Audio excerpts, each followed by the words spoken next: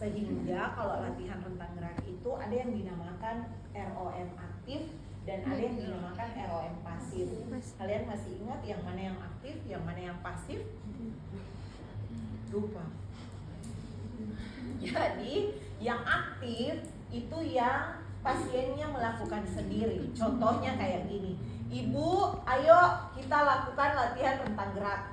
Coba ibu naikkan tangannya, ikuti saya. Nah, itu gerak, latihan rentang gerak. Bukan yang dia bisa lakukan sendiri, balik kanan, balik kiri, tanpa disuruh, tanpa diarahkan. Jadi misalnya ibu, sekarang kita lakukan latihan leher. Ayo coba ibu tunduk, dagu menyentuh dada. Itu contoh yang aktif, baru ibunya bisa lakukan sendiri. Sedangkan kalau yang pasif, yaitu kalau misalnya pasiennya semuanya dibantu. Biasanya pada pasien-pasien stroke, pasien-pasien yang dengan lansia mungkin, ataukah pasien-pasien yang habis tirabaring lama, atau pasien lansia biasanya. Semuanya dibantu. Jadi kalian menggerakkan tangannya, itu yang pasif. Lalu teman-teman, diagnosa karena ini diambil dari buku PPNI ya, jadi ada diagnosanya. Biasanya pada pasien muskulo, gangguan mobilitas, integritas kulit jaringan juga bisa sampai dengan gangguan rasa nyaman.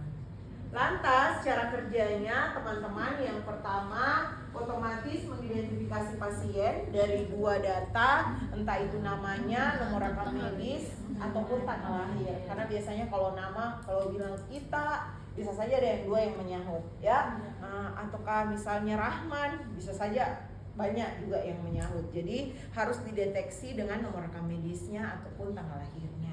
Kemudian teman-teman, tujuan dan langkah-langkah prosedur. Tidak perlu menyampaikan bahwa hari ini akan dilakukan ROM. Bilang saja mau latihan rentang gerak. Karena di ibu sober baring lama, pasti ibu badan rasa kaku-kaku.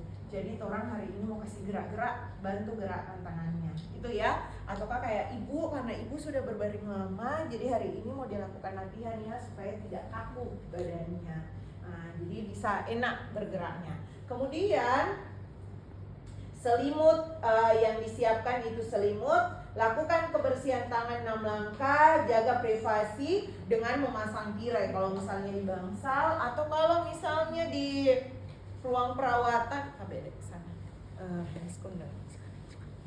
kalau di ruang perawatan juga nah, kalau misalnya di bangsal dipakaikan tirai. Kalau misalnya yang kamar sendiri, tapi kalau pasiennya, pengunjungnya banyak, tetap dipasangkan tirai karena menjaga privasinya pasien. Kemudian lakukan kebersihan tangan 6 langkah ya, jaga privasi, atur tinggi tempat tidur. Kenapa harus diatur tinggi tempat tidurnya? Karena pasien nanti akan melakukannya sama pasien ya, melakukan ROM. Kalau tingginya terlalu tinggi pasti nggak nyaman, ataukah terlalu pendek pasti posisinya akan begini, sehingga capek nanti perawatnya. Jadi harus diukur, disesuaikan dengan tinggi tempat tidurnya. Kemudian teman-teman berdiri di posisi tempat tidur di mana posisi ekstremitas pasien yang akan dilatih. Misal yang saya mau latih adalah di bagian lehernya, berarti saya berdiri di sini. Kalau misalnya bahunya, saya berdiri di sini. Ya, kalau misal jari-jari kakinya, enggak mungkin saya berdiri di bagian pinggulnya. Saya harus turun ke bawah. Karena apa? Karena posisinya kalau jari-jari kaki saya akan begini, ataukah bahu saya akan begini. Jadi disesuaikan dengan ekstremitas yang akan dilakukan latihan rentang gerak. Satu orang mungkin bisa jadi pasien deh. Iya.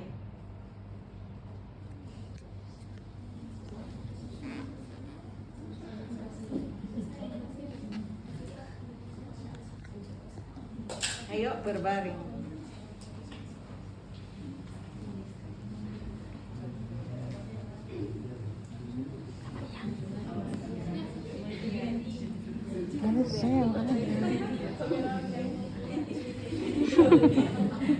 Kenapa?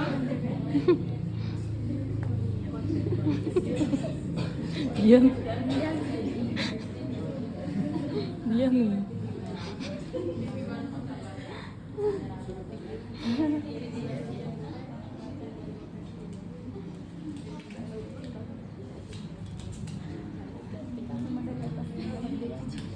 Oke, terus teman-teman lakukan latihan dengan satu, melakukan gerakan yang lambat, perlahan dan lembut. Kenapa sampai harus perlahan? Karena yang tadi yang saya bilang sama pasien-pasien yang dengan misalnya pasien stroke itu kekakuan sendi. Beda antara kalau kalian lakukan sama temannya kalian sama kalian lakukan sama lansia. Itu kaku sekali badannya sehingga harus pelan-pelan. Otomatis pasti sakit pasiennya kalau dia dirabahin lama baru digerakkan. Jadi dilakukan secara pelan, jangan langsung 1, 2, oke, tidak, ya, jadi tidak seperti itu. Dilakukan secara pelan. Nah, kemudian pada saat dilakukan tetap tanya pasiennya sakit atau tidak. Jangan kalian karena seenaknya, oh bagus ini bu, untuk ini pasiennya mukanya sumeringis. Jadi dihentikan kalau misalnya nyeri karena masih ada gerakan-gerakan yang lainnya. Lalu teman-teman menyokong dengan memegang area proksimal dan distal sendi. Contohnya nih, kalau kayak di bahunya pasien yang saya mau melakukan ROM atau latihan rentang gerak, berarti yang saya pegang adalah proksimal dan sendinya itu ini. Satu tangannya saya di bahu, satu tangannya saya di pergelangan tangan. Kalau misalnya sikunya yang saya mau lakukan latihan rentang gerak, satu tangan di bawah siku, satu tangan di pergelangan tangan. Kalau misalnya di bagian pergelangan tangannya yang saya melakukan rentang gerak, satu tangannya saya di pergelangan tangan, satu tangannya saya di jari-jari tangan. Oke ya? Jadi seperti itu. Jadi tidak begini posisinya. Jangan sampai kalian oke satu Pak. Jadi tidak begitu. Ya, jadi posisinya begitu. Oke? Ya, jadi posisinya seperti ini. Ini bagian proksimal dan distal sendi. Kemudian lakukan setiap gerakan 5 sampai dengan 10 kali. Sambil kalian tanya pasiennya sakit atau tidak. Kalau misalnya meringis, berarti pindah lagi ke gerakan yang lain. Pelan-pelan gerakannya. Kemudian menghentikan gerakan jika kesakitan. Sekarang teman-teman kita mulai dari leher. Ya, jadi kalau misalnya pasiennya yang pasif berarti semuanya dibantu.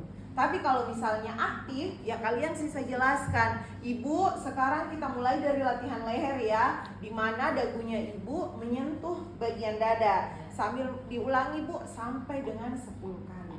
Itu ya, itu kalau aktif. Sekarang kalau misalnya yang pasif, teman-teman, tangannya kalian yang sebelah kiri berada di belakang kepala pasien. Jadi posisinya seperti ini, tangan yang satu berada di bagian dada.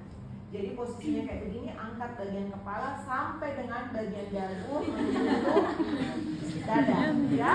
Nah, kemudian pada saat mau dikembalikan, jangan langsung dilepas. Ya, jadi ini fleksi, kemudian ini ekstensi. Oke ya, jangan sampai kalian untuk ekstensinya kalian langsung lepas di bagian ini. Jadi ini fleksinya sampai dengan ini menyentuh dada, kemudian ini ekstensi. Itu diulang sampai dengan 5 sampai dengan 10 kali. Itu untuk fleksi dan ekstensi. Jadi fleksi menyentuh dada, kemudian ekstensi kembali. Oke, sekarang kita ke fleksi lateral. Nah teman-teman, untuk fleksi lateral itu posisinya ini fleksi lateral kanan, kemudian posisikan kembali lurus, jangan sampai langsung kanan baru kiri, sakit lehernya pasien, pusing nanti. Jadi ke kanan dulu, baru diluruskan, baru ke kiri lagi, lurus, baru kembali lagi, diulang sampai dengan 5 sampai 10 kali. Jadi posisinya di sebelah sini. Ya, permisi Pak ya. Ini fleksi lateral kanan, kemudian kembali fleksi lateral kiri. Oke ya? Jadi posisinya kayak begitu. Jangan sampai kalian langsung kanan, baru kiri, kanan, kiri, pusing pasiennya. Oke. Kemudian teman-teman ada namanya rotasi. Untuk rotasi posisinya itu bukan diputar lagi. Kalau yang dulu teman-teman pelajari diputar ya. Nah, dan saya pun pelajari dulu diputar. Sekarang posisi untuk rotasi itu teman-teman hanya dimiringkan bagian kepala sampai dirasa ada tarikan di bagian sini. Ya, ini rotasi, palingkan wajah ke kiri atau ke kanan. Nah, jadi posisinya kayak begini, ini rotasi ya. Sampai dirasa ada tahanan, kemudian diposisikan kembali, lalu dirotasi kan lagi. Oke ya, ini yang rotasi. Nah teman-teman, karena ini bagian leher dan jangan sampai nanti kalian semangat sekali melakukan leher tanpa kalian lihat indikasi kontraindikasinya, jangan sampai pasiennya dengan kecelakaan fraktur servikal ya, tiba-tiba kenapa pasiennya. Jadi dilihat lagi indikasi dan kontraindikasinya, jangan sampai pasien ini pasien pasca kecelakaan atau seperti apa. Itu untuk bagian leher. Jadi di bagian leher hanya ada fleksi, kemudian ekstensi, apalagi rotasi. Selain rotasi apalagi fleksi lateral kanan dan fleksi lateral kiri. Sekarang kita turun, pantasan kalian gagap-gagap karena sudah muncul.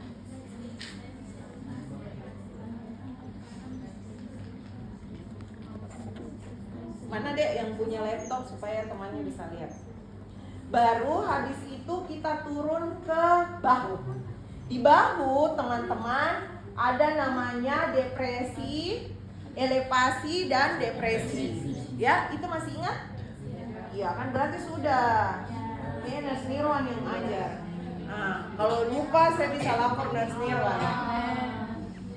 Di bahu teman-teman ada elevasi dan depresi. Elevasi diangkat, kemudian depresi dikembalikan ke posisi semula. Nah, kalau misalnya pasiennya sadar, bisa kalian, Pak, coba diangkat naik bahunya seperti ini.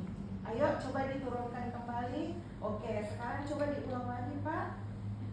Oke, turun, diulang sampai beberapa kali. Itu. Tapi kalau misalnya pasiennya tidak sadar, tidak usah kalian dorong naik. Ya, jadi itu. Jadi ini khusus pasien yang bisa kalian instruksikan, elevasi dan depresi. Sekarang kita masuk ke fleksi dan ekstensi. Jadi ini fleksinya, oke ya. Kemudian ini ekstensi. Jadi fleksi lalu ekstensi. Itu. Sekarang kita lanjut, ada namanya abduksi dan aduksi. Abduksi yang mana? Abduksi yang mana?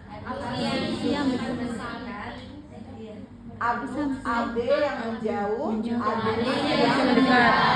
Oke, sekarang karena masih di bahu, berarti tangannya saya di bahu satu, tangan satu di pergelangan tangan. Ini abduksi, ya, karena sejajar dengan bahu. Kemudian ini aduksi. Oke, ya, ini abduksi. Kemudian ini aduksi. Ulang sampai dengan 5-10 kali kanan dan kiri. Kemudian ada sirkunduksi. Sirkunduksi ini biasanya dilakukan pada pasien yang bisa melakukannya sendiri, yang aktif. Jadi ini sirkunduksi, ya. Oke. Nah, kalau yang begitu tidak sirkunduksi posisi. Sekarang teman-teman kita turun ke siku. Kalau siku dia cuma sedikit, jadi karena yang tadi saya bilang proksimal dengan distal, berarti tidak diangkat begini ya, tetap di bawah. Ini cuma supaya teman-teman lihat. Jadi tangannya saya berada di bawah siku yang satunya. Ini fleksinya. Jadi posisinya turun. Ini fleksinya. Fleksi itu di mana jari-jari tangan menyentuh bahu. Ya. Kemudian ini fleksi. Lalu pada saat turun ini ekstensi. Selain itu ada namanya pronasi dan supinasi. Pronasi yang mana? Supinasi yang mana? Oke, yang mana ya? Temannya sudah bilang supinasi begini, Nas, pronasi begini. Yang lain sama atau beda? Sama. Pronasi begini. Oke, supinasi begini. Ya. Jadi ini pronasi, ini supinasi. Kalau kata dosennya saya, Prof minta nasi. Jadi itu. Oke ya. Jadi ini pronasi, ini supinasi. Sekarang kita turun ke pergelangan tangan. Nah, kalau untuk pergelangan tangan, teman-teman, ada namanya fleksi, ekstensi, dan hiperekstensi. Ini fleksinya, ini ekstensinya, dan ini hiperekstensinya, ya. Nah, jadi kalau pasien karena sudah di pergelangan tangan, tidak diangkat begini juga ya, tetap di bawah. Tapi supaya teman-teman semua bisa lihat. Ini fleksinya, jadi tangannya satu di pergelangan, satu di bagian jari-jari. Ini fleksinya, ini ekstensinya, dan ini hiperekstensinya. Oke ya. Nah, jadi begini.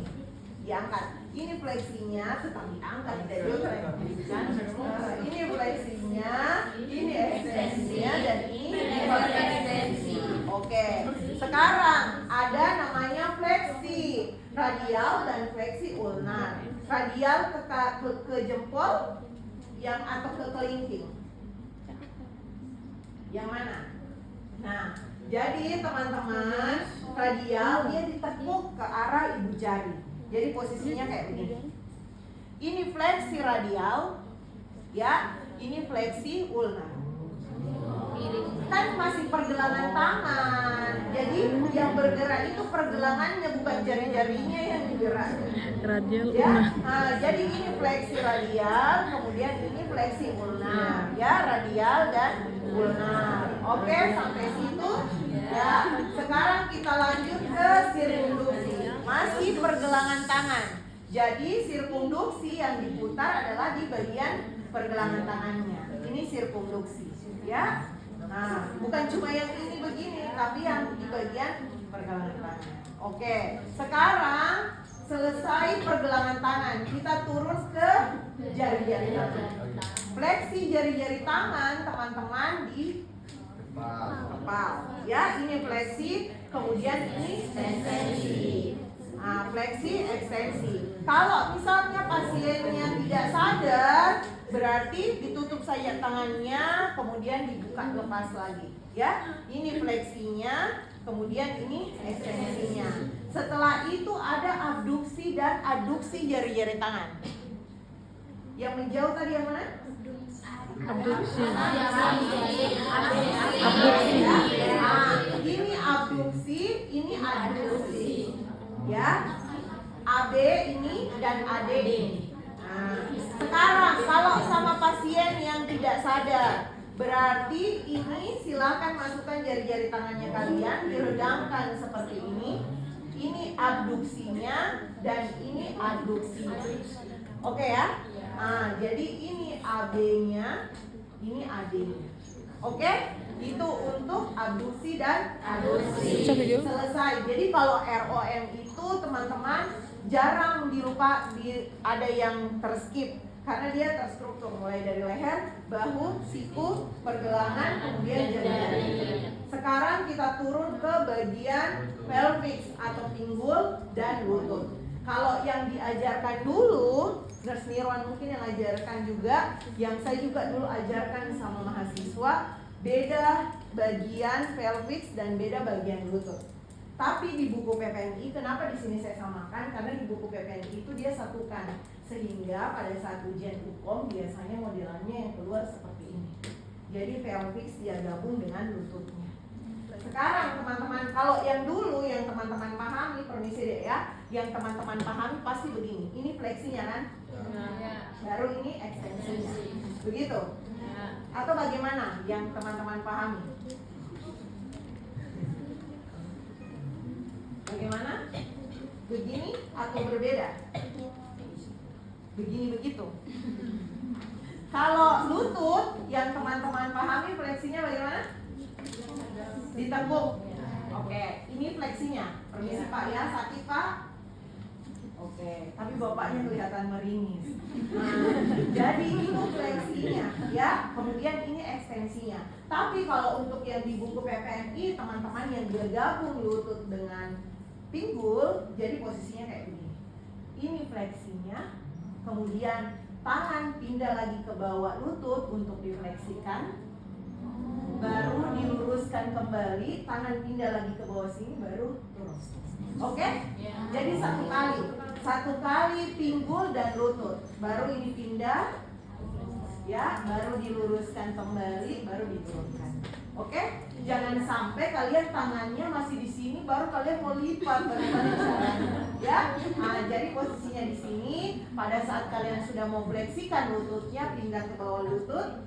Setelah itu diluruskan kembali, pindah lagi ke bawah ke pinggulnya, baru diturunkan. Ya, jadi sama-sama ekstensi. Nah, sama-sama tadi ini fleksi, kemudian difleksikan lagi, baru diluruskan dan diekstensikan. Oke ya? Ya, itu untuk di bagian fleksi dan ekstensi. Ada abduksi dan adduksi. Tapi teman-teman, 12 orang jangan sampai pasiennya tidak sadar baru kalian dengan seenaknya tarik-tarik ya. Nah, karena sakit kalau di bagian abduksi di bagian pinggul. Jadi perhatikan pasiennya sambil ditanya, Pak sakit, Bu sakit, ya. Jadi posisinya ini yang sakit Pak. Ini adduksi atau abduksi? Abduksi. Kemudian adduksinya posisinya seperti ini. Ya, nah ini adduksi. Jadi teman-teman, permisi Pak ya, ini abduksi menjauh, kemudian ini adduksi, ya menyilang. Kalau yang tangan tadi ini abduksi, ini adduksi. Sedangkan kalau kaki itu disilangkan di bagian kaki.